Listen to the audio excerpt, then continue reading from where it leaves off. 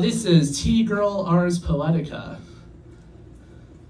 There is no diplomatic way to tell you that I was already working on the press release announcing you as the next poet laureate of my pussy. Imagine how you would trace your fingers over my warm kiregi, whisper delicate ekphrases to my designer cunt, your face slick with my volta, drenched in warm and flush, your tongue alighting like a winter woodland thrush. Crown my heroic couplet with your hips, make me taste my verse on your homesick lips. Anyway, the post sat in my draft folder for a while, right?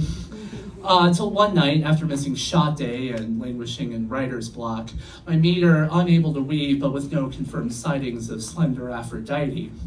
My calloused and stubby fingers, more harsh than Therese, shaking as they held my phone, my lack of voice training hate-criming my nervous system, calling my dead name like the wild geese, harsh and disabling. I deleted the post, disbanded the grant committee, and directed all press inquiries to my notes app. And anyway, I thought I'd have a pussy by now.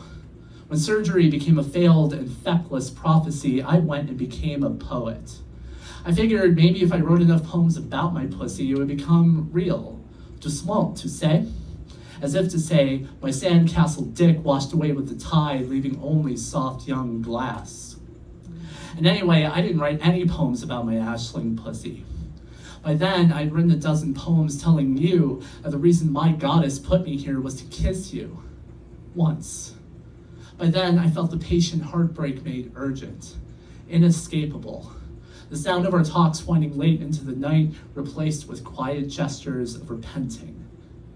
By then, I knew the dactylic hexameter singing the prophecy of our first date would always remain the half-remembered dream the morning after you slid your arm around my waist under that first wolf moon. But then I realized I would have given anything to forget this heartbreak, anything to not have it soak into the leather jacket of my life and become an indelible part of my history, like so many other things that hurt so completely that they founded a kingdom of rejection sensitivity in my grief-riven bones. And then I knew that meant giving up more than even my bones could bear. And I didn't want to imagine a life without poetry. Like I didn't want to imagine a life without girlhood. Like I didn't want to imagine a life without you. But then I knew I couldn't give this up. Or you. Not even if I tried. And I'm still here. Still. I'm here.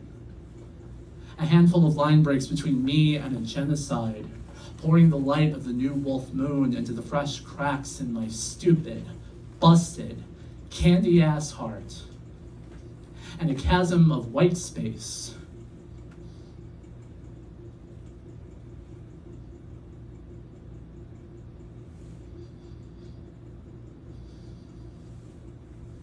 Where the first time you kissed me should be.